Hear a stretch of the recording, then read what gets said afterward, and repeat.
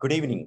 If you're joining us from Southeast Asia and Greater China, welcome to Deal Street Asia's first webinar in 2022. Thank you all for joining us. And today we're going to be discussing the future of food delivery in Southeast Asia. Food delivery grew by leaps and bounds across the Southeast Asian region, driven by and large by the pandemic and its movement restrictions. The profile of those ordering in shifted from time-strapped millennials to consumers across the board. Several F&B owners, from large global multinationals to mom and pop outlets, made the shift to having a digital presence. Our webinar today will discuss the future of food delivery in this region, which is estimated to touch about $28 billion by 2025. We will look at the consumer trends that have driven the rapid growth of food delivery and whether these are here to stay. We look at how FMCG retailers are modifying the business models to make the most of this new avenue of growth. And we'll also spend some time discussing how brands with a long-standing dine-in tradition are working with platforms like Grab to reach an increasingly digital consumer base. To discuss all of this and more, I'm joined by a very esteemed set of panelists. I'll just quickly introduce them to all of you. We have Sapan Sharma. He's the VP Digital Commerce and Channels at Unilever. We have Chan Ming Lee. She is the Industry Principal Mobility of Frost & Sullivan. We have Unath Verma. He's the Managing Director, Pizza Hut for APAC. And we also have Saad Ahmed. He's the Managing Director, Commercial for Grab. We'll be carrying the full transcript and video on the Deal Street Asia website later this week. And we're doing this webinar in partnership with Grab. We've also set aside some time at the end to take questions. So if you have questions, just add them to the Q&A tab. To begin with, I'm just going to ask our panelists, each of them, maybe just take 30 seconds to introduce themselves and their respective companies. Sapan, can I start with you, please? Thanks, Jolly. Very happy to be here and looking forward to this panel discussion today. I'm Sapan. I take care of the digital commerce business for Unilever ice creams, as well as the out-of-home channels. And I'm happy to dial in from Amsterdam, where our headquarters is for this discussion. Thank you. Yeah. Saad, you want to go next? Sure, yeah. Hi, everyone. Very happy to be here. So I'm Saad. I run the commercial team for Grab. So we're responsible for all of our key merchant partner relationships across Southeast Asia, which includes the likes of Pizza Hut and Unilever as well. Yeah, we also look at the entire merchant ecosystem for Grab across all of our various different business lines. I've been at Grab about 4 years, and in all, between Grab and Uber, I've spent about nearly a decade in the ride-hailing and on-demand industry. So yeah, thank you. Yeah, thanks, Saad. Ming? Yeah, hello everyone. Good morning and good afternoon. Glad to be here. My name is Chan Ming Lee, an industry principal with the mobility practice at Frost & Sullivan, specializing across various mobility segments, like for example, mobile powertrain solutions and mobility train solutions. So for my company, Frost & Sullivan is a market research and consulting firm with over 60 years of experience, and Frost & Sullivan has about 45 offices in the Americas, Europe, Asia Pacific, Middle East, and Africa. Thank you. Yeah, thank you. Unath? Good evening, everybody. Unath Verma. I work with Yum Brands. Yum Brands is the largest restaurant company in the world with over 50,000 restaurants. We own brands like KFC, Taco Bell, Pizza Hut, and the recently acquired Habit Burger Grill in the US. I am very privileged to be running the Pizza Hut part of the business in Asia Pacific. I'm the MD for Asia Pacific, and I have spent now over 16 years with the company working across all three brands, KFC, Taco Bell, and Pizza Hut. Yeah, thank you all the panelists. Before we start, I just want to spend the first couple of minutes just setting the context. I want to start off with a couple of big picture questions to each of our panelists. Ming, let me begin with you. We looked at the recent Frost and Sullivan report that you had produced, which was titled Southeast Asian On-Demand Food Delivery Market. Now, that report had predicted that that this region for food delivery will see a GMV of close to 50 billion by 2030, from just about 15 billion in 2021. Can you give us some quick highlights, including some of the data points in your recent analysis? And what do you think will be the major drivers for this growth? Sure. So as all of us know, the on-demand food delivery has already disrupted the traditional dining and takeaway businesses. And in year 2021, the total consumption users of on-demand food delivery service already reached 20.9 million people in the Southeast Asia. So among them, monthly frequent users accounted for about 39%, and the average monthly order frequency of these frequent users is about 25 orders. So in terms of the countries, among the 11 countries in Southeast Asia, the on-demand food delivery market is highly concentrated. For example, in Indonesia, Thailand, and Singapore, they are the top 3 countries with a combined GMV share of close to 70%. While if we look at Malaysia, Indonesia, and Vietnam, they are the fastest growing countries in Southeast Asia. Like, for example, for Malaysia in particular, so due to the long lockdown period of the country already achieved a year-over-year growth of close to 100% in year 2021.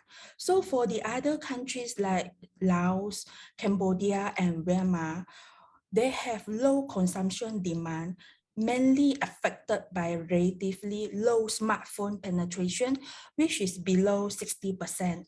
And we also discovered that the on-demand food delivery market in Southeast Asia is highly concentrated. Like, for example, top 3 service operators contributed more than 80% of the market share in year 2021. For Grab, in particular, I can say Grab dominated 47.8% of market share. So in terms of the main drivers of the growth, we found that the development and penetration of mobile applications and the internet remain the strongest drivers. Like, for example, internet subscribers in Southeast Asia accounted for 53.4% of the total population in year 2020, if you compare to only 7.8% in year 2015. So for other key drivers include the benefits of all-in-one service that provided by on-demand food delivery service, that they will increase the user reliance. For example, like seamless last mile delivery, the availability of promotion and discounts on the platform, and the convenience of the digital payment solutions. Okay. Got it. That's a lot of data points. Thank you. Saad, let me come to you. One data point, I want to just touch upon and ask your views, which is there are millions of small outlets which are on the food delivery platforms such as Grab across Southeast Asia. But at the same time, there are several million more who are not on these platforms. How do you get the others, there's several million of them who are not, to join platforms like Grab, and how do you make it affordable for them to be on these platforms? Yeah, that's a great question, Joji. And one of the things that we saw over the last couple of years of the pandemic is that when the pandemic started, our focus was on trying to get as many of them online as possible, right? And we knew that it was very difficult for them to because people were not stepping out because of the movement restrictions. It was really difficult for them to make a living, and so we made a lot of changes to help as many of them come online, and many of them for the first time, right? And so over the last 2 years, let's say, or 18 months or thereabouts, we have actually seen 1 million new merchants on our platform. So we've added, about 1 million new merchants on our platform. Now that said, the headroom for growth, right, like you rightly pointed out, is still there. There are so many more that are still not on these platforms. And so one of the data points actually is that if you look at the percentage of transactions of the overall food service industry, how many of them are online? In Southeast Asia, that number is in the range of 10 to 12%. Whereas if you look at the same data for the US or China, right, it's about 20 to 25%. So there's still tremendous headroom for growth for us, right? And ultimately, platforms like us, like Grab, our focus is to make the platform more accessible for these small businesses, because ultimately, these small businesses are the bulk of all businesses, right? And so we look at it in kind of two ways. So if you segment all of these merchants out there, many of them are going to be fairly savvy, right? And they know how to get online, or they know how to download an app, and they know how to register on an app. For those kind of merchants, our strategy is, we want to make it as self-serve as possible, right? They can sign up from anywhere, and we have integrations actually with government registries. So their KYB information, like the Know Your Business information, gets added automatically. The process to go online is really seamless for them. And that's for the ones who are fairly savvy, right? And then you have the merchants who need a bit more handholding, right? Maybe they're going online for the first time. Maybe they're just not familiar. Maybe they just, there's a lot of questions that they need answering. And so for those kind of businesses, what we try to do is, we need to have a different strategy. And for them, we need to go offline to get them online.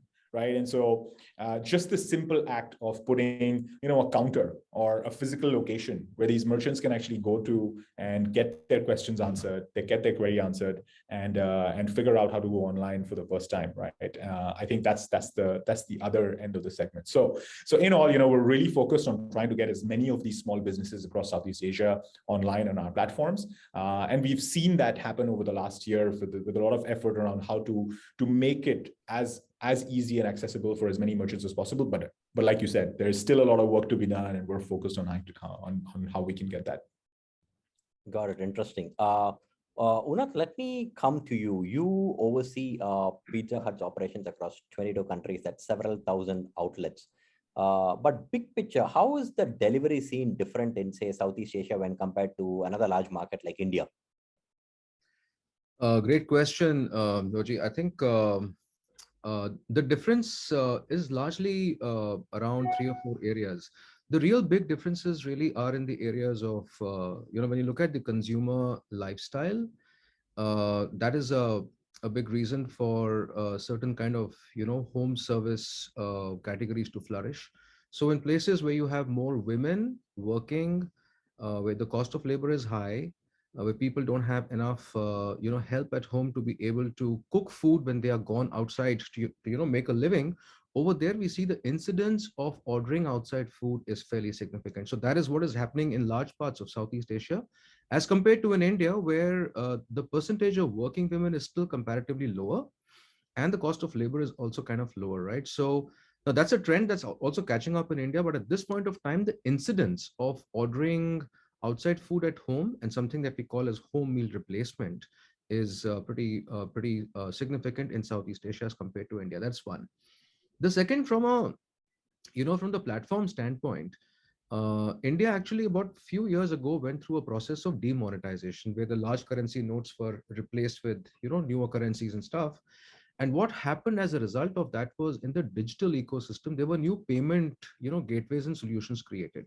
So in a market where credit cards were highly underpenetrated, right, as compared to the Western world, even as compared to some markets in Southeast Asia, suddenly you had an advent of new payment solutions that were more mobile enabled, and a country where mobile penetration is fairly high, right, which is India, that created a brand new ecosystem. So when we look at the payment solutions in India, that is far ahead of some of the markets here in Southeast Asia. So when you're talking about, giving customers a great experience, customers have, of course, some of them have credit cards, but a lot of them have these, digital wallets. And unless your platforms are integrated with that, you will never ever be able to get a share of that particular customer's, pie. So these are big differences. When it comes to a little nuanced, differences, I would say things like the usage of data. Now we know that some of our more developed markets have more data protection rights, the GDPR in the West, PDPA here in Singapore. So getting customer data and then using customer data is a little bit more difficult as compared to in markets like India, where at this point of time you have pretty good access to data. And in the right way, when data is used, it is helping us, for example, in partnership with the food aggregators, it is helping us figure where should we be opening new stores. For example, they tell us, hey, this particular geography has a lot of pizza orders coming in, but we don't have a Pizza Hut store there, so would you like to evaluate that kind of stuff that is happening? And then we also have, in areas where we open up new stores, we have partnerships where our partners come up and say that hey, so what's your sales target for the store? We can actually help you achieve your sales targets if you kind of come into partnership. So some of those use cases are opening up to understand, or to actually not just understand where to open stores, but also get to the targeted business model in the fastest possible manner. Some other very minor differences, I mean, it's a question of evolution. Discounting in the food category, we knew used to be quite rampant in this particular space. Now the discounting levels have reduced to a fair degree in the Southeast Asian markets, but in India, I still continue to see the discounting levels are high, because in India, you are changing habits, right? To the first point that I mentioned, where home meal replacement is still not a very large category in India. Discounting plays a very important role in changing consumers' habits for them to start ordering food from outside. So these are some of the nuances that one can talk about at this point of time. Of course, this will all rapidly change. Yeah. Thanks, Jonathan. We'll come back to some of those points, especially on the payment ecosystem data discounting later in the webinar. Sapan, let me just come to you. Food delivery mostly is associated with, ready-to-eat stuff, which is direct from a restaurant or a cloud kitchen to one's home or the dining table.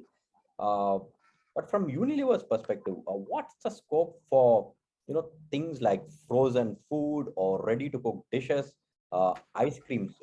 How big are the opportunities in these sectors for delivery? Thanks, Jody, for the question. I get asked this question very often. I want to give you a pretext to this in terms of when exactly did we start. We actually started this journey, and not too many people know. We started this journey way back in 2016, 2017. And we are at it since then.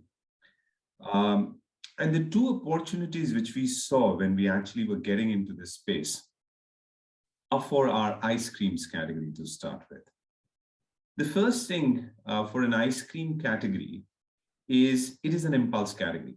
Now, for any impulse category, access is the biggest driver for growth. So if you are available, you're seen by the consumers, you will get bought. And if you are bought, you'll get consumed. And we've been internally talking about something called that ice cream should be available at an arm's reach of desire, which has changed in terms of the dimensions over the last few years. And now the arm's reach of desire is changed to a click on the phone where the consumer wants everything delivered at home. And there cannot be a better context for a category like ice cream than being present in food delivery apps, because it's also ready to consume, right? Like the meal which is served through food delivery. So that's one part of the opportunity which we saw. I think the second part of the opportunity which we saw is with partners like Pizza Hut. And we have a long-standing partnership with Pizza Hut. And the opportunity which we saw here is that of ice cream as an accompaniment. Now, let me just give you an idea about why we saw this as an opportunity. If you look at the accompaniments and the share of things like a cold drink or maybe beer, for instance, in some of the markets in the West, or dessert, there is a significant opportunities these categories have in food delivery. And I just want to give you a data point to land this message. We did some internal research, and this was sometime in 2019, 2020, where we went to a lot of these restaurants, which are covered as a part of our Unilever Food Solutions business. And we asked them, as in, what's the penetration of dessert when the consumers come to the restaurant and consume food? And we got a startling figure of almost 40%. So 40% of the consumers, when they go to a restaurant, would order a dessert after their meal. Now, you'd be surprised to know that when we checked this for online delivery, it was just 8%. Just 8%. So there's a significant headroom for us to play in building that habit of ordering a dessert with your meal. And that's the opportunity which got us in this space. Interesting. We've touched on ice creams. I just want to, extend the scope of the discussion and ask about the grocery space, because that's, again, when it comes to, we see many of the platforms using the same riders and expanding into the delivery of groceries. Ming, how big do you see the grocery delivery space? Do you think it can become bigger than food delivery? Yes, it is definitely, Georgie. As the market grows, the market competition will go further. In terms of the on-demand food delivery market, the food sources actually cover restaurant and food stores, grocery stores, supermarkets, and so on. Especially with the super apps, we found that major shared mobility solution providers, including Grab, has further integrated their value chains and seamlessly maximize their ecosystem. So we will see more potential integration of different industry in the on-demand food delivery market, including strategic partnership and mergers. For example, the expansion and integration in the fields of finance, groceries, fresh food, and pharmaceuticals sectors. So when it comes to the grocery delivery, offline channel is still the main retail channel, but we found that the online to offline, this O2O channel is growing rapidly in the mega cities in Southeast Asia. People's consumption on the grocery delivery tends to be more routine. So in terms of the unit price of grocery delivery, yes, it is higher than food delivery. In the long term, as the grocery market develops and business models mature, users develop the habit of buying groceries through O2O, and the number of grocery delivery users and coverage density will become more extensive. Interesting. So Saad, how does Grab see the grocery space? You recently acquired Malaysia's Jaya Grocer, and then in the last couple of months, you have announced tie-ups with several large players like Indomart in Indonesia, Big C in Thailand, Lotus in Malaysia, SNR in the Philippines, Mega Market in Vietnam. So what's your plans for this space? Yeah, thanks for the question, Georgie. So, the way we see online groceries, as I spoke about how underpenetrated food delivery is and the headroom for growth in Southeast Asia. If you look at online groceries, that headroom for growth is even higher, right? Like I think the last figures that I saw was, online groceries as a percentage of all sort of grocery volume is only about 1%, right? So, and just to give you some context, we had launched Grab Mart in some form right at the beginning of the pandemic, I should say, right?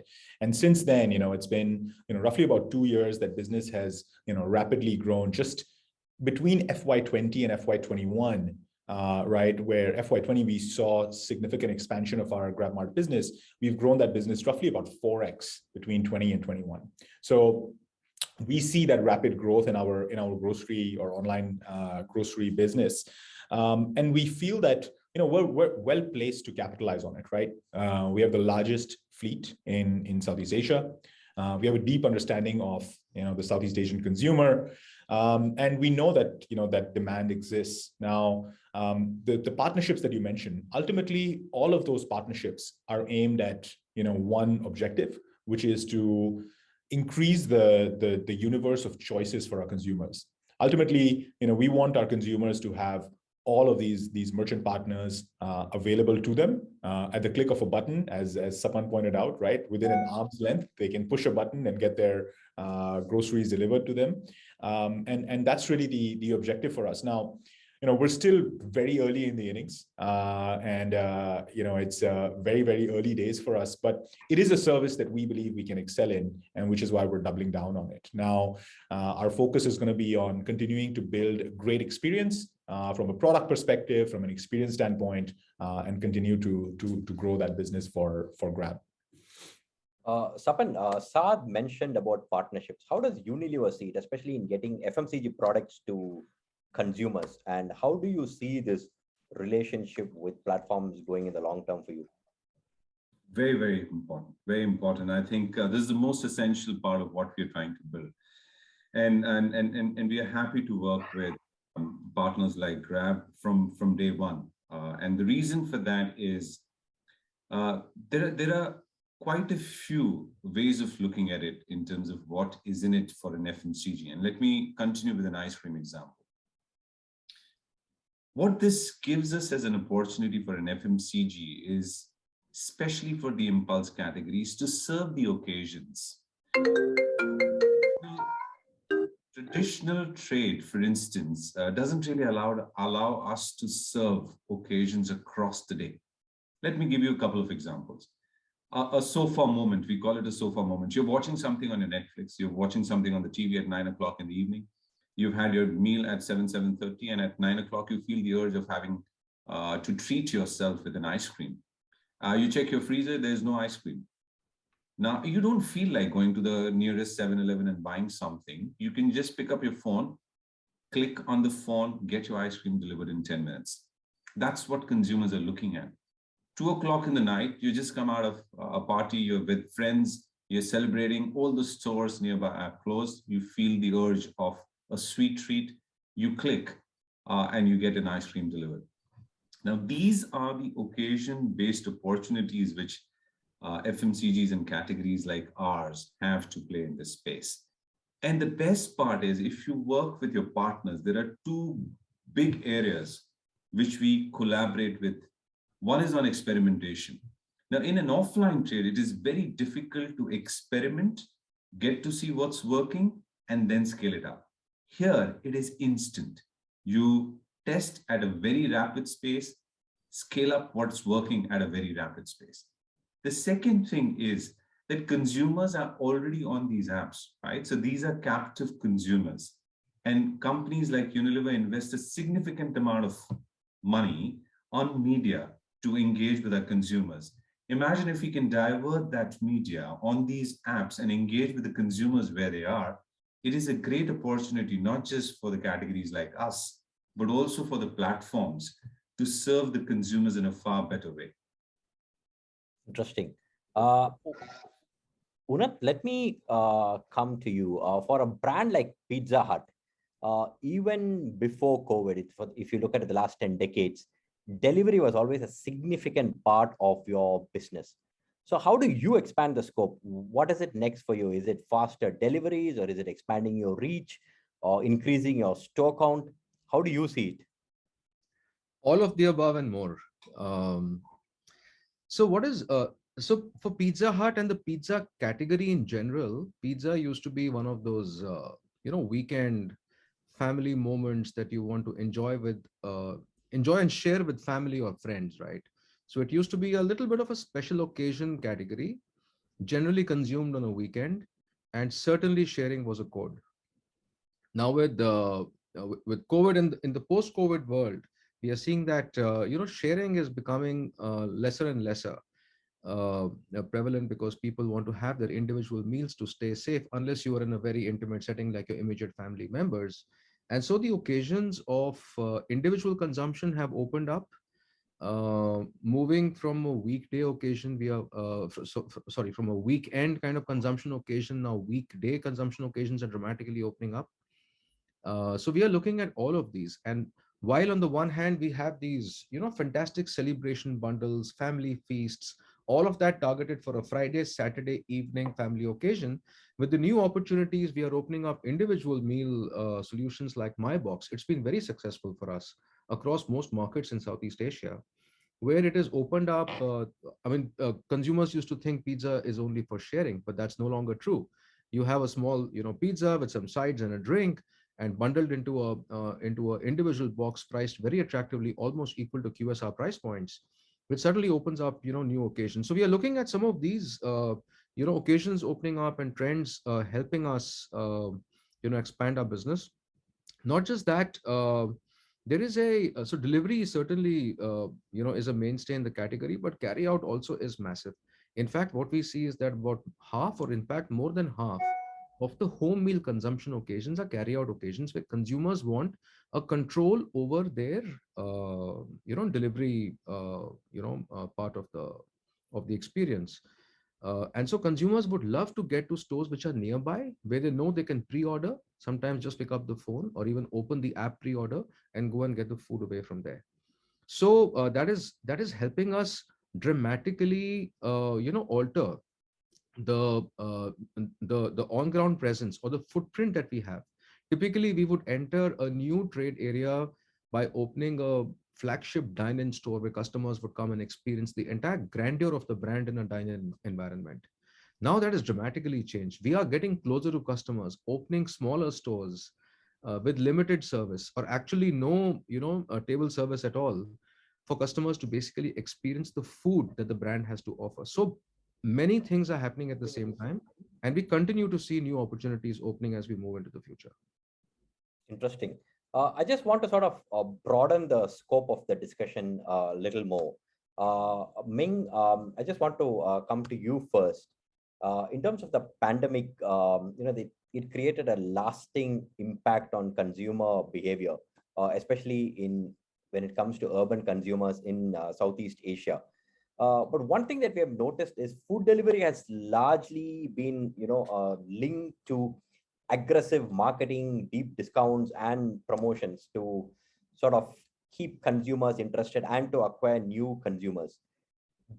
As an analyst, do you see this strategy continuing in 2022, especially when sort of investors are looking at the matrices, the numbers of all of these companies? They're demanding more rationalization, they're demanding profitability. So how do you see the road ahead? Right. So this is a very good question, Georgie. So in terms of the discount and promotion, they are actually quite important in Southeast Asia, especially when the market penetration is not so high yet. However, we can see that these marketing in the activities are in the transformation, like for example, subscription and strategic positioning. So in terms of the subscription, it helps the development and growth of on-demand food delivery or grocery service. It also helps with recurring revenue streams and increasing user engagement. So best of all, when you look at the subscription itself, it is not only about the discounts and promotions. Subscription is also a way to keep consumer informed about the new launch of foods and products or the new information. So in terms of the strategic positioning, it covers the exclusive contract between food delivery service operators and exclusive merchants, as well as spatial targeting specific consumer groups. Interesting. Okay. Saad, let me ask you on another important part that is linked to the whole delivery segment, which is cloud kitchens. How do you see cloud kitchens contributing, or do you see it being a big part of the delivery space going forward? And the other thing that I wanted to ask you is about expanding the scope of, looking beyond cloud kitchens. Like, are you interested, or will you be looking at providing loans or financing for restaurant operators to expand capacity? Yeah, great question, Georgie. So in terms of cloud kitchens, maybe I'll address that first, right? And the whole thesis behind cloud kitchens is that, ultimately we want to offer the best selection of food to our consumers, right? And to do that, sometimes the restaurant density, if you look at a sort of a micro area, right, it might not be very high. And in those cases, a cloud kitchen makes sense because you're able to sort of consolidate a set of merchants and provide them towards that sort of delivery delivery area, right? And so that's one. The other one is there might be specific cuisine gaps, right? And the other aspect of cloud kitchens is you might have in certain areas, maybe usually not the case, but maybe you don't have good enough pizza restaurants, or you might not have good enough sushi restaurants. And so the idea is to try to address those cuisine gaps. So we have cloud kitchens in all the markets that we operate in, and one of the things that we've also launched with cloud kitchens is the ability for the consumer to actually mix and match with different brands within the cloud kitchen, right? And so you might be ordering for a group, and you might want to order for from one restaurant within that cloud kitchen for one person, another for another person, and mix and match within that. So we definitely see it as something which is kind of fundamental to the business in some areas, especially when you look at it kind of at a micro geolocation sort of a context. Right. The other piece that you mentioned is around lending and merchant lending in particular. So similar to cloud kitchens, we actually see ultimately we see ourselves as the partner in the merchant's growth, right?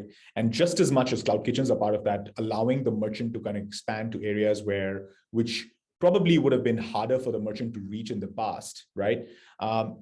The merchant lending piece allows the merchant to actually grow their offerings or grow their presence to compete with the bigger brands in some cases, right? And so we have been extending loans to merchants in some of the markets that we operate in, and our intent definitely is to scale this.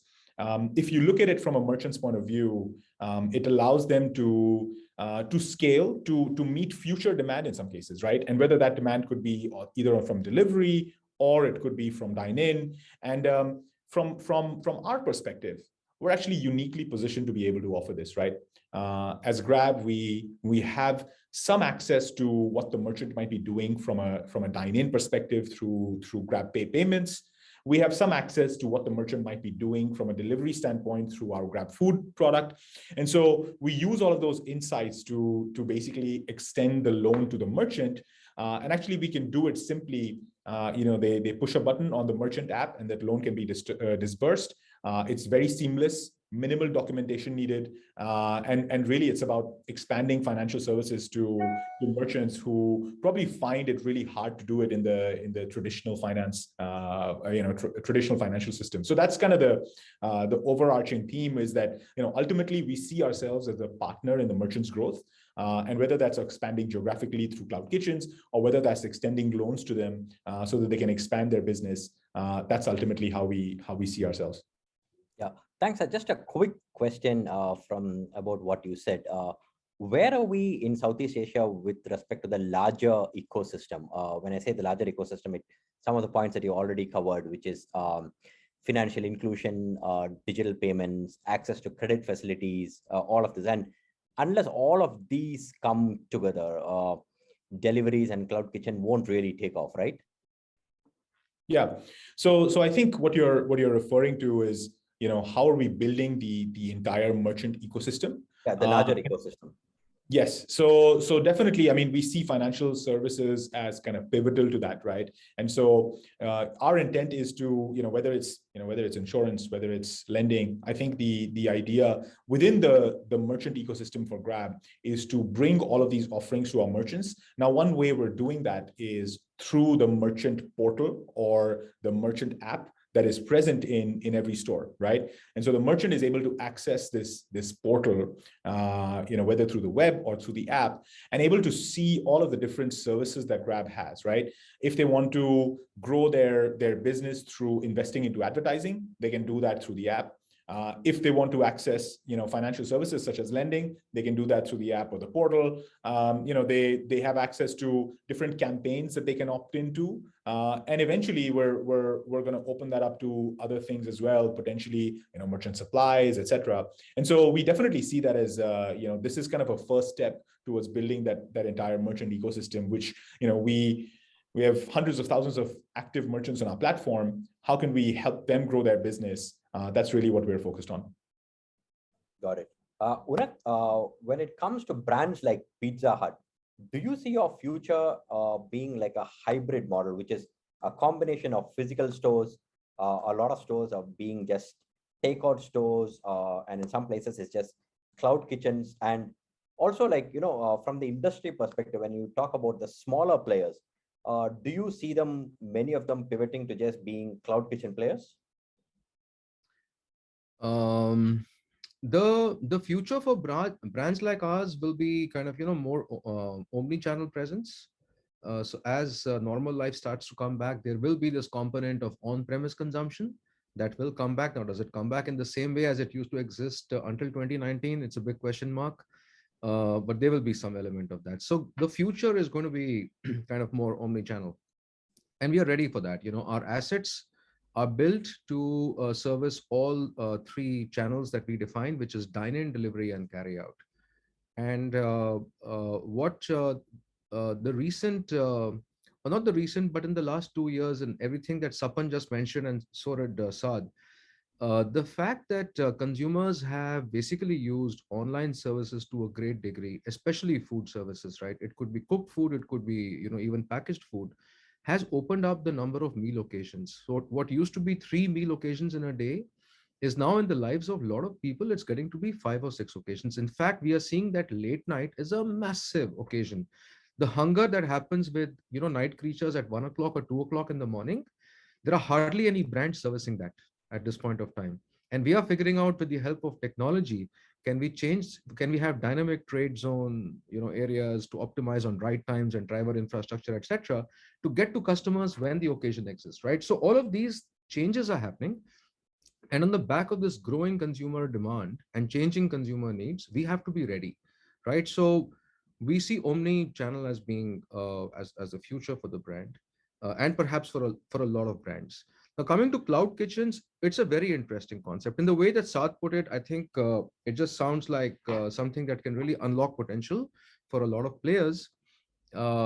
We believe that cloud will certainly open up the number of occasions for certain food types.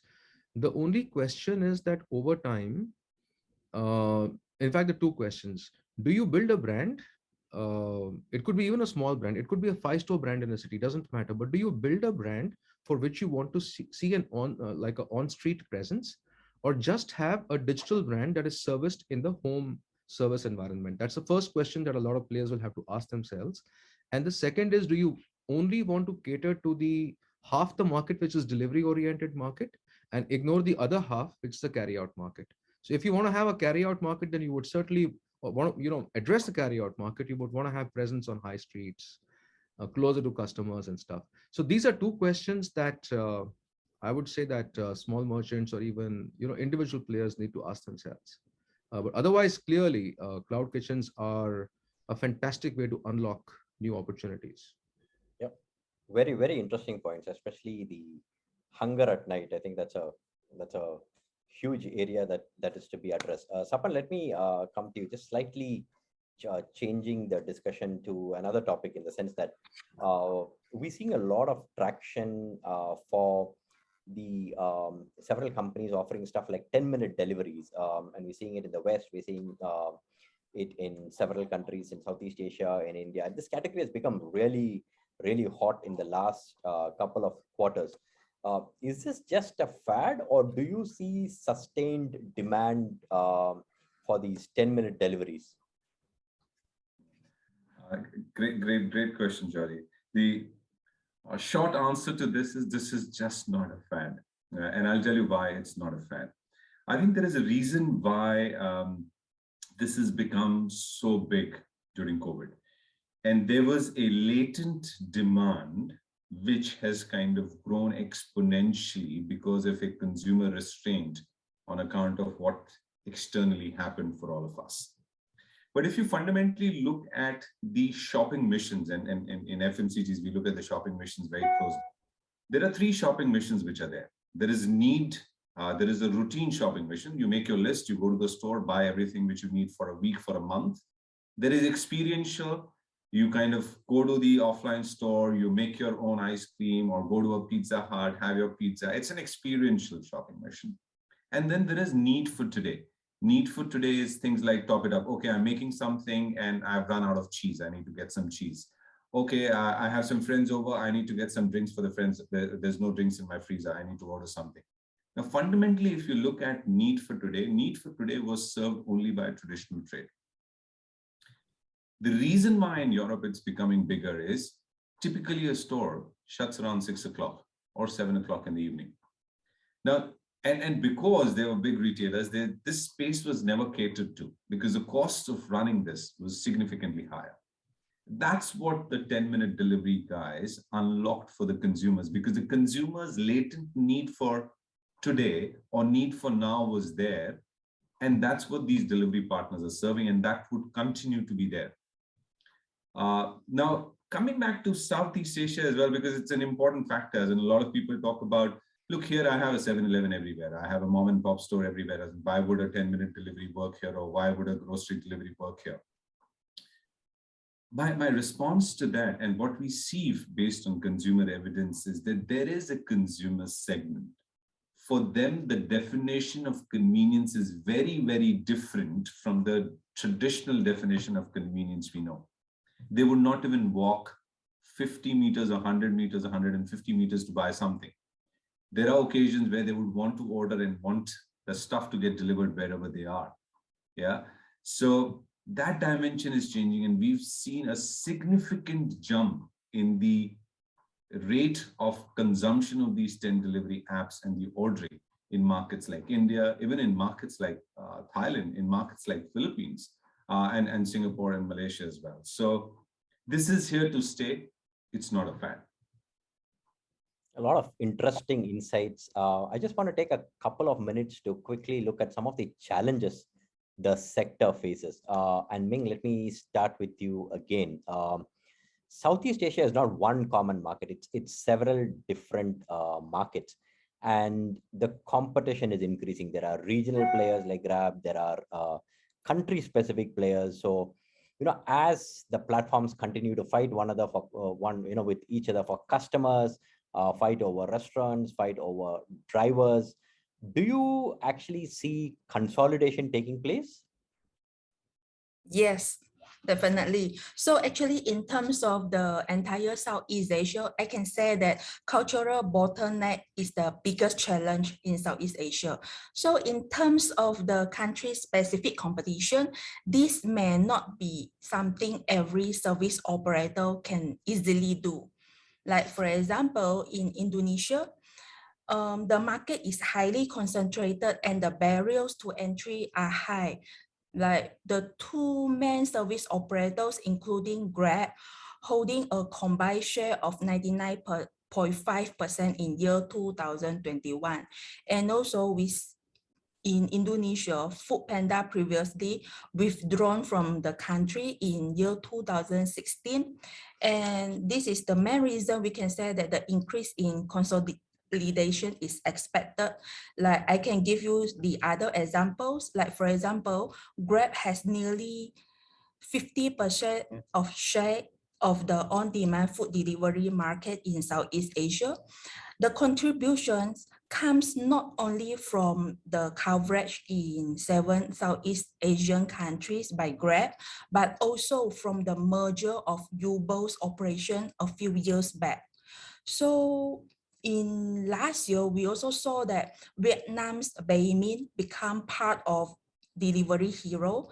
And before that, Foodpanda was acquired by Delivery Hero in year 2016. So in the future, we will continue to see more geographic competition and partnership activities as the on-demand food delivery service market becomes more popular and mature in Southeast Asia. Interesting.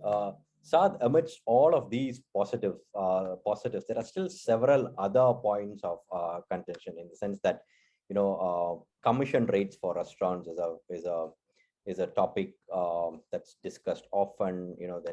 There are issues like other issues like in-app advertising costs. Another point of maybe dispute is like how tips are shared. Then there's this whole debate on driver compensation and benefits. Where are we on some of these issues in Southeast Asia, and how do you see these these issues evolving? Yeah. Look, I think these are really, really important issues. And ultimately, I want to start by saying that we want to do right by our merchant partners. And so I want to share a couple of examples. Right. The first one is, there are hawkers in Singapore, right? And many of these hawkers were hitherto like excluded from delivery platforms in some sense, right? Because the way that their product, their pricing doesn't necessarily work, because sometimes you might order from a hawker and your delivery fee might actually be higher than what you pay for the meal, right? And so one of the things that we did was we did this product where you could combine from multiple hawker from the same place, right?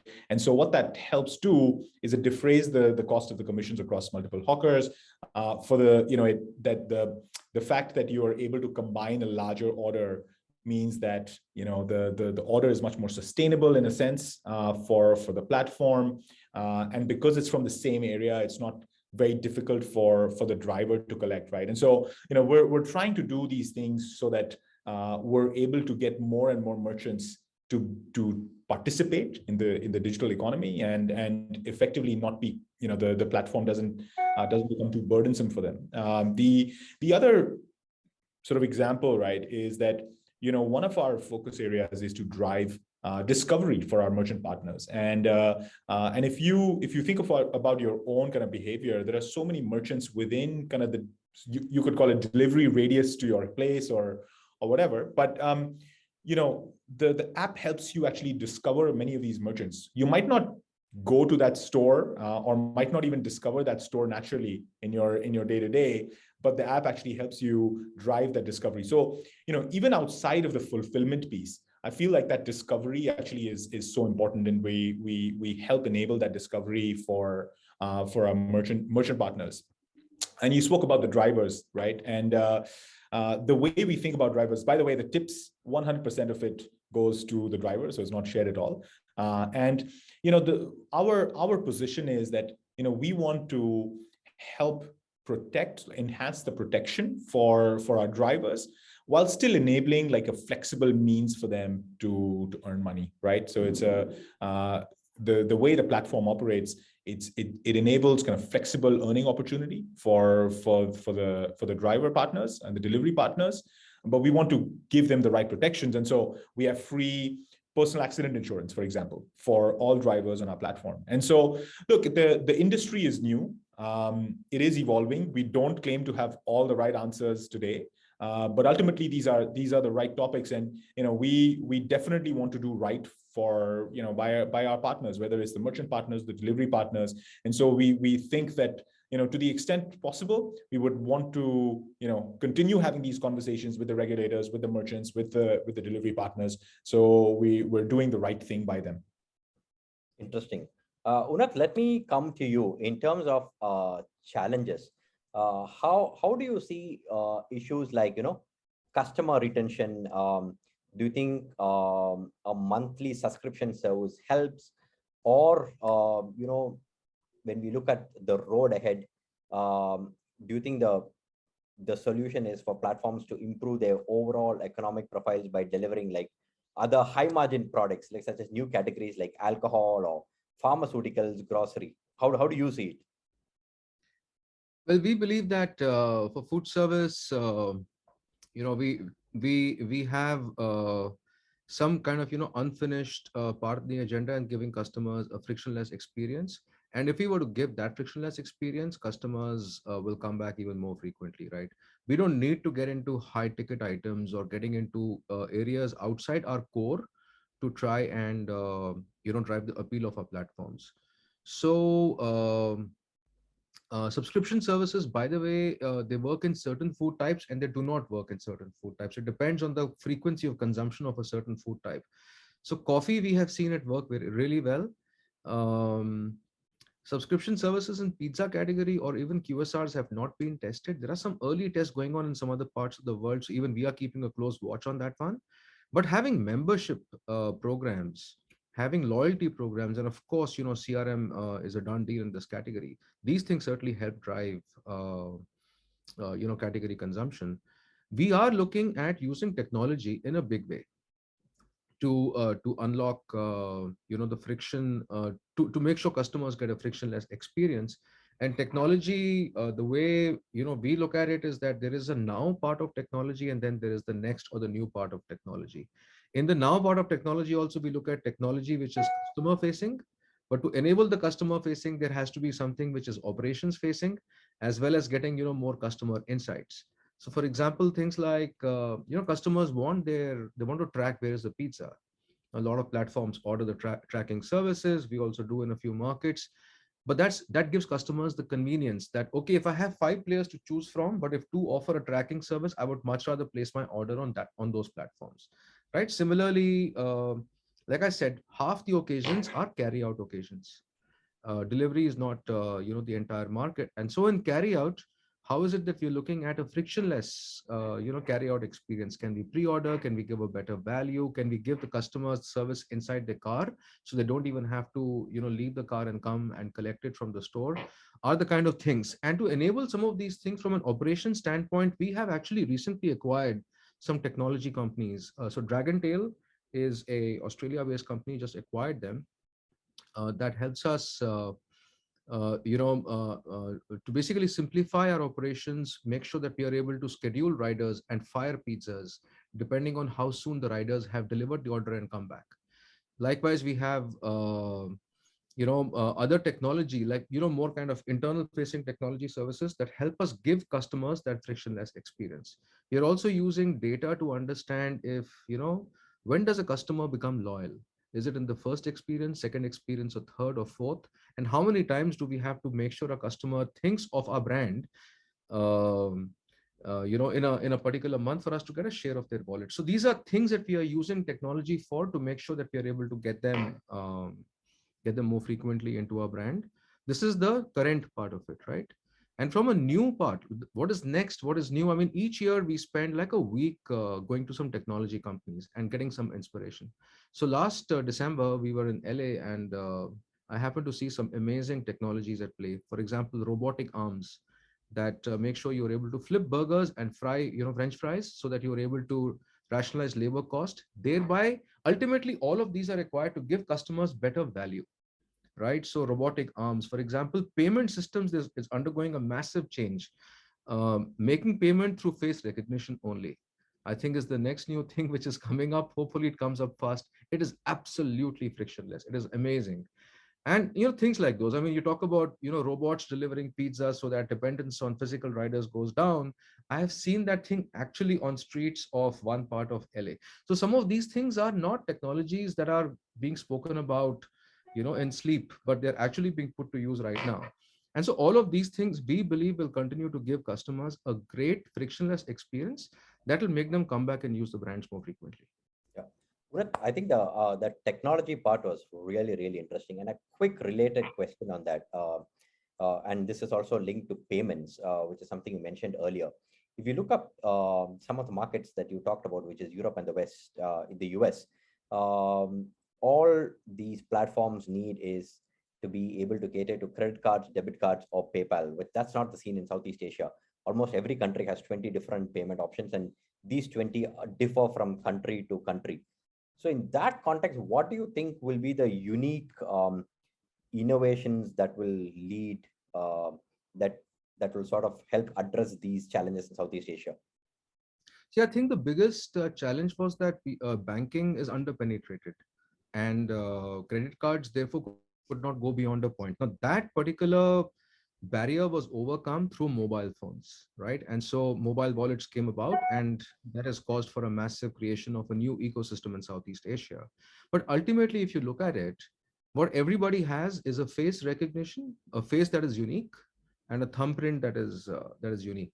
Now, any payment system or any such technology that that gives an experience to customers where they don't have to be dependent either on a physical card or a physical mobile device or anything else, I think is going to be the way to come. So I mean, I've seen this thing in play, so therefore I can talk a little bit more specific about this. This is at play in one of the universities in Southern California, but it is absolutely amazing. You don't have to carry anything on you. Just go there, scan your face, and make the payments. I mean, things like these, when they come and they become kind of commonplace, I think payment systems will start converging as compared to right now diverging. Yeah. Just we are at 4:30 Singapore time. I would just request the audience to stay on for 5 minutes so that we can take some of the audience questions. Saad, let me start with you. There's a question on the environmental impact on the delivery frenzy in Southeast Asia. How do you see it? Yeah, that's a great question, and something that at Grab we've been thinking about as well. So I'll share a couple of examples of some of the things some of the things we've done on our side to help address this. So the first one is, it's a very simple one, which is simply just a toggle in your order where you can request the restaurant not to send you plastic cutlery, right? And if you're ordering home, you don't necessarily need plastic cutlery. And so with that one toggle, you can effectively save a bunch of plastic, right? And so that's one. The other one is, we've done some experiments on actually reusable packaging. Many of our restaurant partners are actually switching to biodegradable packaging in any case, right? And so we see that trend because the consumers are asking for it. And so we see that trend happening. And so the restaurants are moving towards biodegradable packaging in any case, and we're helping encourage that shift. But at the same time, we also run experiments in a few places where we've tried reusable packaging. Now, the logistics of this are complicated, to say the least, right? Because especially the reverse logistics side of it, but something that we are committed to trying to grow and help adopt within the restaurant industry. So it's a complex problem, particularly because the reverse logistics are actually quite complex, but something that we're definitely committed to. So we recognize it as a problem and are trying to address it. Got it. Sapan, a question to you in terms of how do you see the emergence of virtual food brands and restaurants going forward? That's one. And the second question to you is, like, in a digital world, restaurants enjoy a great deal of brand loyalty. But how does one translate that into a virtual world? It's a fantastic question. I think the virtual brands would continue to come in and exist till the time there are need space gaps. As Saad also mentioned earlier, if a particular cuisine, if something which the consumers want is not available easily, the brands would see it as an opportunity to continue to build virtual brands.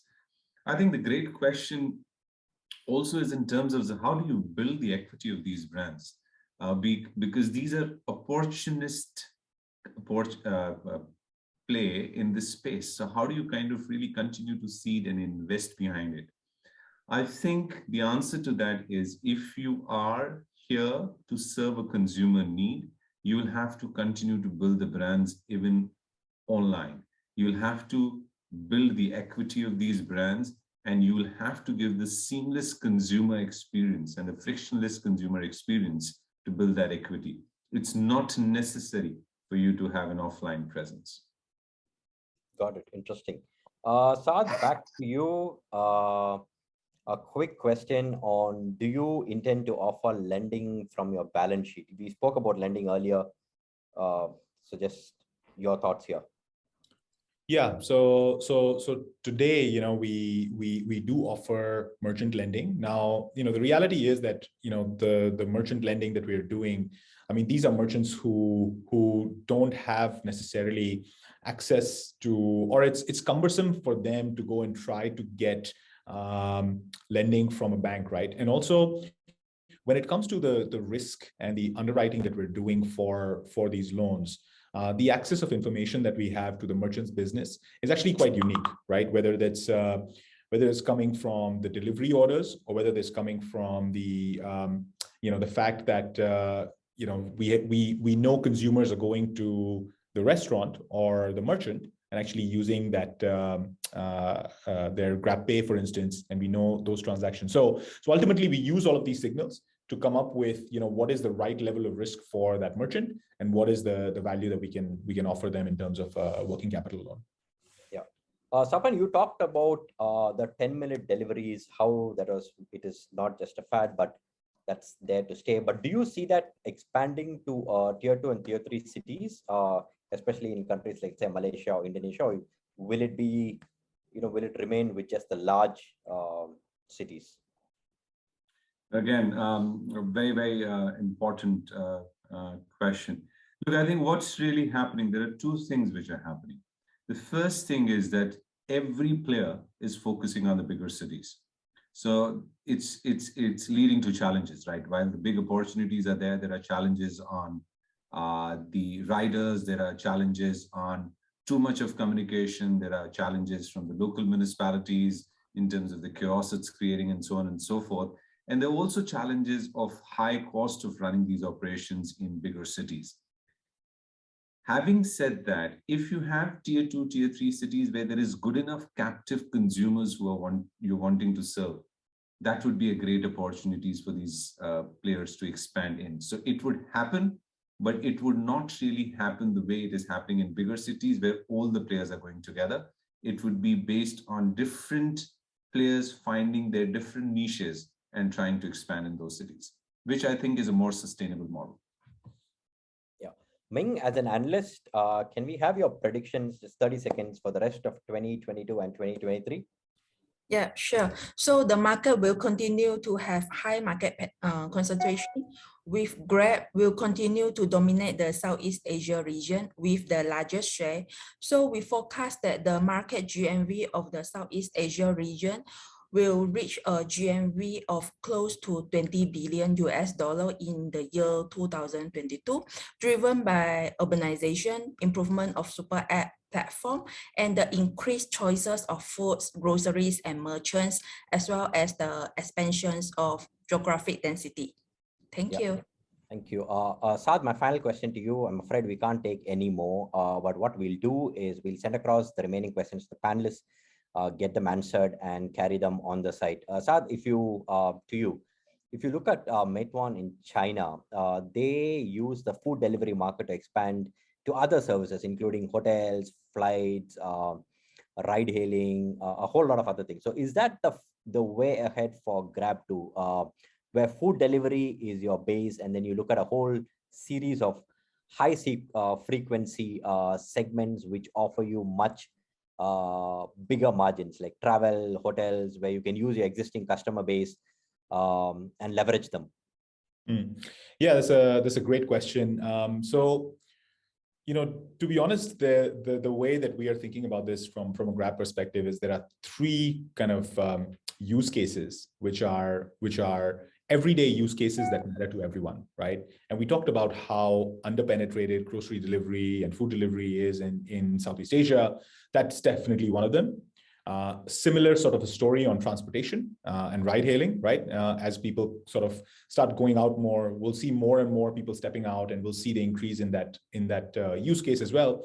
And lastly, if you look at the underbanked and unbanked population in Southeast Asia, that's it's huge, right? So 6 out of 10 people in Southeast Asia are underbanked or unbanked. Now, our focus is really on these three primary use cases. So we're really committed to helping solve these everyday use cases that matter to people in Southeast Asia, and that's going to be our primary focus. And ultimately, our goal is that, and what we have seen, right, which kind of confirms the fact that our super app flywheel actually works, is that the users that are on our platform, they continue to increase their usage over time. So while we're increasing the number of users on our platform, we're also seeing increased usage per user. So the GMV per monthly transacting user between FY20 and FY21 grew by about 32%. And so we see that flywheel working, and we see that super app working, and that's what's relevant for our users. So that's what we'll continue on, Georgie, to answer your question. Yeah. Thanks, Saad. Thanks to all the other panelists who joined us today. Una, thank you so much. Chanming, thank you for joining us from Malaysia. Sapan, it was great to have you. Fascinating conversation, great insights. Special thanks to all our audience for tuning in. Like I said, we'll ensure that you have the complete transcript and the video in the next couple of days. And before we wrap up, just two quick announcements from my end. We have our the big annual summit coming up later this year. This is after a 2-year gap. We're going to be having a physical summit in September. We're excited about it, and we hope to see you join us for the physical event. The dates are September 27, 28. The details are on your screen. And again, a special offer for all our attendees who joined us for the webinar. You can, when you renew your subscription, make sure you use the coupon code that you see on your screen to sort of pick up a discount. You get a 1 month free or added to your annual subscription. Thank you once again for joining us. Thank you to all the panelists, and we look forward to having you for more webinars through the course of the year. Thank you. Thank you, everyone. Thanks so much. Thank you. Thank you.